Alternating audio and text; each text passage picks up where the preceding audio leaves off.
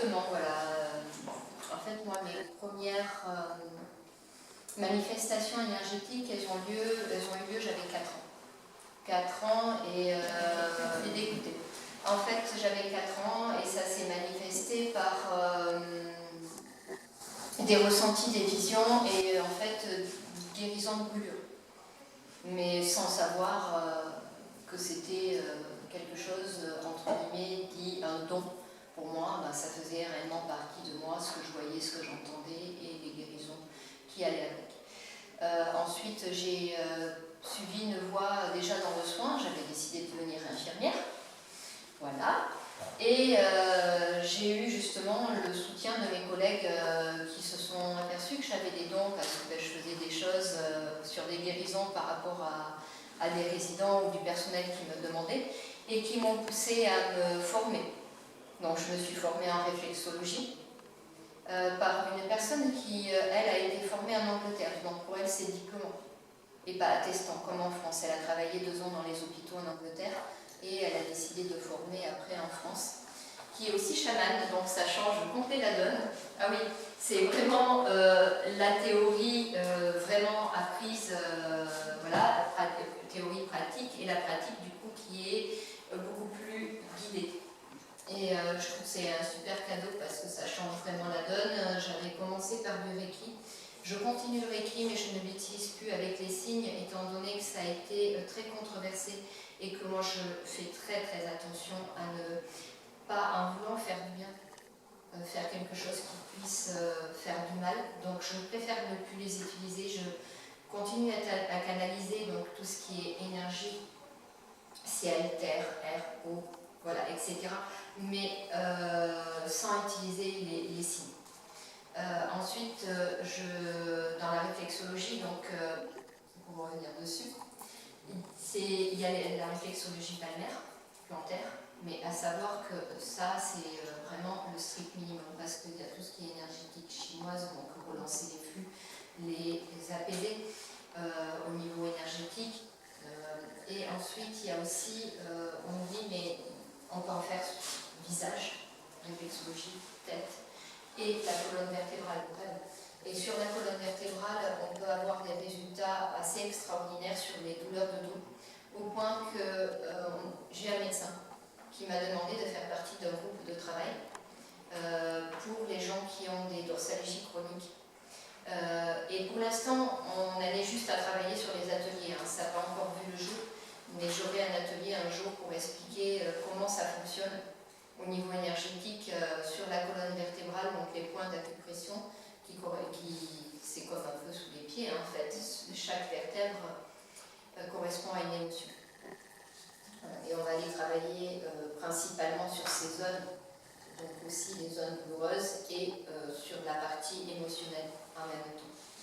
Et ça, les résultats sont assez bluffants parce que sur des personnes qui ont des grosses scolioses, voire avec des hernies, moi je trouvais que c'était peu parce que je ne suis pas habituée à ça, mais qui m'ont dit qu'elles étaient soulagées sur un mois complet. Je disais ouais bon c'est tout. Elles m'ont dit non mais vous vous rendez même pas compte de ce que c'est qu'un mois. Un mois sans douleur, alors que même en prenant des traitements ou autre on a mal, c'est vraiment énorme. Tout ce qui est barre d'access, en fait, c'est un travail qui aide pour les traumas. Alors, je ne devrais pas le dire, mais c'est peut-être pas celui que je préfère. En fait, je le trouve très bien pour les gens qui sont dépressifs. Franchement, c'est génial, c'est un soin qui est passif. Les gens n'ont qu'à se poser, ils ne font rien, je m'occupe de tout. Et c'est très efficace sur les dépressions. Après, sur vraiment les traumas, je préfère la libération de mémoire cellulaire. C'est sur ça que je travaille principalement. Pour vous décrire un petit peu la libération de mémoire cellulaire, sans vous faire des gros cours de biologie, on nous dit au collège qu'on est fait à 50% des gènes de papa. Il y a quelqu'un qui peut rentrer, je ne sais pas qui, on va laisser. Bienvenue, mais peu importe quelle énergie c'est. En fait, on nous dit qu'on est fait à 50% des gènes de papa et 50% des gènes de maman. Déjà, c'est complètement biaisé parce que ça tiendrait si nos parents n'avaient pas eux-mêmes des aïeuls. Donc en fait, on hérite de toute une lignée familiale d'un côté et de l'autre. Et ce qu'on ne nous dit pas, c'est que dans la partie aqueuse des cellules, il y a la même chose avec les mémoires. Donc il y a nos mémoires à nous depuis que nos parents ont décidé de nous concevoir, ou qu'on est arrivé sans qu'ils aient décidé. Mais déjà là, il y a nos mémoires, il y a celles de nos aïeuls aussi, et tous nos traumas au cours de la vie. Pourquoi je vous dis ça? Parce qu'en fait, les mémoires des aïeuls vont impacter tout ce qui est compliqué à résoudre, même en soi. On va voir différents thérapeutes, et ce qu'on ne comprend pas, c'est pourquoi il y a certaines choses, on n'arrive pas à s'en débarrasser. Les peurs qui nous appartiennent absolument pas, qui peuvent dater de l'arrière-grand-mère, par exemple, qui a été traumatisée pendant la guerre, d'une certaine manière, ou ça m'est arrivé sur une personne, quelqu'un qui avait peur de l'abandon. Et quand je regardais sa vie, rien, absolument rien. Et je cherche ses parents, rien non plus. Et là, je tombe sur une grand-mère, la grand-mère paternelle, et je dis, votre grand-mère paternelle était pupille de la nation? Elle me dit, oui. Ah, moi, je dis, cherchez pas. Ça n'a strictement rien à voir avec vous, et c'est pour ça que vous tournez en rond. Et en effet, si personne vous aide par rapport à ça, vous-même, vous ne pouvez pas le faire toute seule. Et après, il y a les traumatismes et tout ce qu'on regroupe aussi. Le même style de relation au niveau amoureux, où c'est que ça se finit toujours de la même façon dramatique. Ça peut être au travail, ça peut être avec les collègues, etc.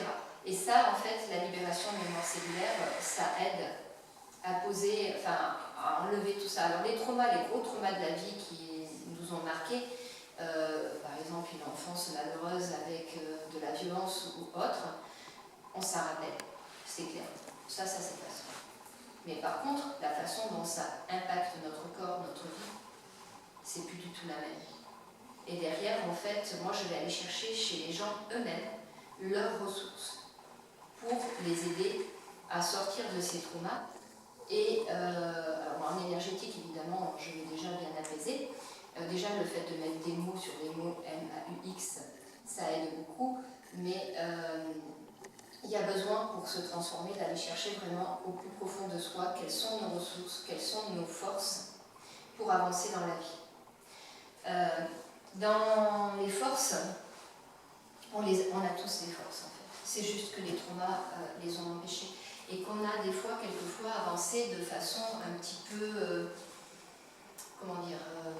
boiteuse. Mais c'est pas grave. Parce que la façon dont on a avancé dans la vie jusque-là pour arriver ici et être encore là, c'est aussi ce qui nous a permis de survivre. Donc c'était boiteux, mais ça nous a permis de survivre. C'est ça qu'il faut regarder. Et après, c'est comment on enlève ce schéma qui est un petit peu boiteux et qui nous a aidés à survivre jusqu'ici pour le remplacer par quelque chose qui est beaucoup plus dans la lumière et beaucoup plus puissant. Et souvent, au cours de ces libérations de mémoire cellulaire, il y a besoin d'aller contacter cet enfant intérieur. L'enfant intérieur, c'est vous, tout simplement, depuis que vous êtes conçu et que vous avez déjà décidé de vous incarner sur Terre. Au fond de vous, il reste cette partie-là qui a grandi au fur et à mesure avec vous. Et dans ces méditations, j'apprends à recontacter cet enfant pour aller échanger avec lui et pour aller guérir, mais vraiment de façon très profonde. Et c'est pareil en termes de méditation, ça donne des méditations. Vous savez, quand vous allez sur YouTube, on va le citer, vous prenez une méditation, vous faites votre méditation, vous pouvez vous retrouver dans un paysage, vous pouvez voir des couleurs, vous pouvez voir des énergies qui vont traverser votre corps pour vous aider à aller mieux. Pour moi, c'est bien, mais c'est né quasiment que de la relaxation. Je n'appellerai pas forcément ça de la méditation. La méditation, c'est vraiment beaucoup plus profond.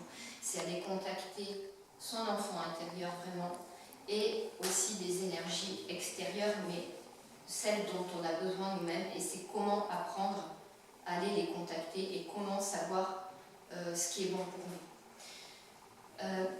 J'ai aussi écrit des livres, j'en ai 2 qui sont en cours d'édition, donc je les ai présentés quand même, mais ils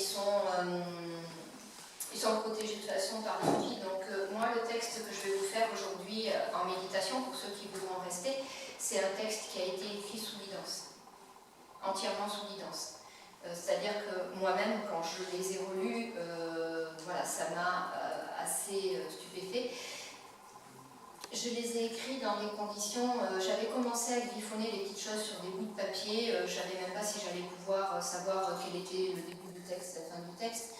Mais j'ai repris mes papiers parce que je trouvais que je n'avais pas assez de temps justement pour écrire, et du coup l'univers m'a bien écouté, je me suis fait une double fracture. Je me suis retrouvée 4 mois coincée dans un corset, avec des problématiques, je dirais, d'ordre matériel, parce que pour le coup, je ne savais même pas ce qui allait se passer derrière, hein, ça allait, plus rien, là c'était le vide complet. Bizarrement très sereine, et avec concrètement des douleurs, quand même. Voilà, ça fait un peu mal de s'être fracturée. Donc bon, j'ai eu du temps, du coup. C'est une manière d'avoir du temps, c'est un peu violent. Je le conçois. D'ailleurs, la prochaine fois, je trouverai une autre méthode. Quand je dirai que j'ai besoin de temps, je trouverai autre chose. Ça, c'est très honnête. Ça m'aura servi de leçon dans ma vie. Mais coincée dans ce corset, j'ai repris mes textes et j'ai écrit. Et là, j'ai été vraiment très profondément surprise et touchée parce que c'est des textes qui apaisent, qui, au niveau vibratoire, vibrent à de tels niveaux que derrière, j'allais dire, il n'y a plus grand-chose qui va aller nous déflagrer, que ça soit ce genre de choses où on ne sait pas de quoi sera fait demain, ou des réflexions sur l'extérieur qui remontent l'estime de soi, qui va vraiment nous aider à se mettre en contact avec cet enfant intérieur et surtout sa puissance, et sa puissance de guérison. Parce que s'il a été blessé depuis tout petit, il sait déjà où est la voie pour guérir. C'est nous qui ne savons plus. Mais lui, il sait. Et il sait vraiment. Et en plus, ses paroles sont vraiment un peu plus justes. Donc, dans ces textes-là, en fait, ça va être... c'est un petit livre qui va sortir bientôt, qui s'appelle... c'est des textes pour monter à prière, méditation. Le titre en lui-même est de soi, à soi, mais la personne est de... Après, juste pour vous les présenter rapidement, et là, elle ne sait pas. Ah, oh, quelle vie. C'est un livre que j'ai écrit aussi complet sous guidance, c'est pareil, c'est un livre qui est plein d'optimisme et qui aide vraiment quand on a le bourdon et autres. Moi-même, je l'ai lu 3 fois parce que je me dis c'est pas possible. Voilà, je l'ai lu en disant, mais voilà, aucun souvenir de ce qu'il y avait à l'intérieur. Et j'ai pas eu le temps de le relire, je pense que je le relirai encore. Et un jour, une amie est arrivée à la maison et me dit j'ai plus rien à lire et tout. Mais je dis écoute, prends. Et je pense que c'est la première personne du coup qui a réellement témoigné sur mon livre, parce que jusque-là j'avais eu des témoignages, je ne vais pas dire autre chose, mais c'est vraiment des personnes qui avaient corrigé, m'avaient aidé, à savoir que je suis dysorthographique. C'est sympa pour écrire. voilà. Et puis que je ne suis pas une pro, donc non plus de la mise en page. Donc évidemment, j'ai eu besoin d'amis pour relire un peu, pour corriger ce que je n'avais pas vu. Il n'est pas parfait, très certainement pas, mais il existe. Et c'est pas, j'allais dire, c'est le message qui est important. Isabelle, oui. Est-ce que je peux te demander, s'il te plaît, par rapport à ce livre-là? Ce que j'en ai pensé? Oui, alors, je n'ai pas fini. Tu n'as pas fini, oui. Oui, alors, pour la petite histoire, je me présente Isabelle. Je suis d'abord mon amie Elisabeth, et ensuite je suis devenue sa patiente. Parce que la vie m'a fait que j'ai malheureusement contracté une leucémie, et je suis en rémission depuis 4 ans. Et grâce à Elisabeth, de par sa formation d'infirmière, ça c'est pas bien, elle a toujours fait mal, et cette fois-ci qui m'a suivi pendant mes semaines d'hospitalisation, Elisabeth m'a beaucoup aidée à distance sur justement tout ce qui est énergétique et tout. Et du coup, quand je lui ai dit, tiens, j'en ai un, elle m'a prêté son livre. Et là, j'ai lu un livre que je ne connaissais pas, Elisabeth, sous cet aspect-là. Et c'est quelque chose qui est joyeux, qui m'a permis de retourner dans l'espoir, d'avoir une vision de la vie que je n'avais pas avant, et qui m'a permis de retrouver une spiritualité, parce que quoi qu'on est comme cancer, peu importe, hein, on se pose des questions sur la vie, hein, et qu'est-ce qui se passe après, où c'est qu'on va aller, si par hasard on n'était plus là. Donc c'est des choses qui sont importantes, et celui m'a aidé à passer sur un chemin sympa, et du coup je suis toujours dessus, du coup, mais donc il était plutôt intéressant, et quand on connaît Elisabeth en tant qu'amie, et qu'on se dit, mais écoute, on va chercher ça où? Et c'est bon. Voilà. Donc c'est vrai que c'est... Merci Isabelle.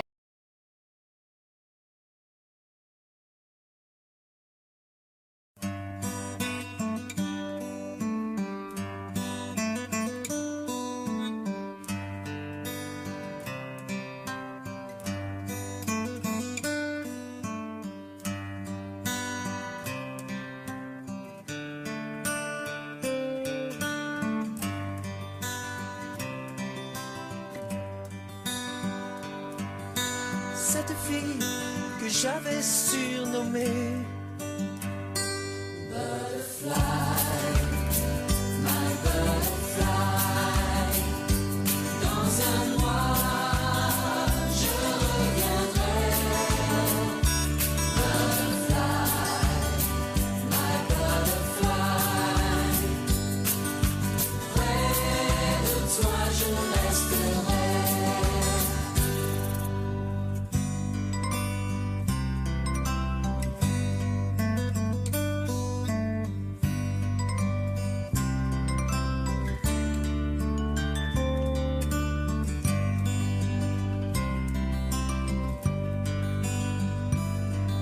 Cette fille que j'avais enlacée.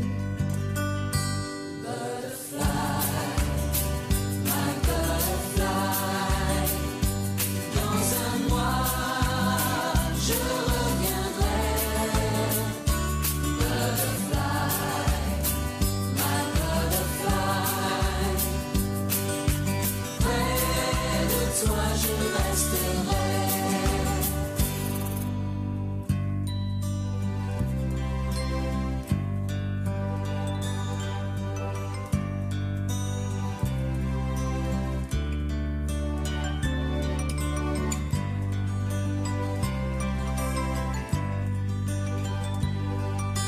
Cette fille que j'avais embrassée.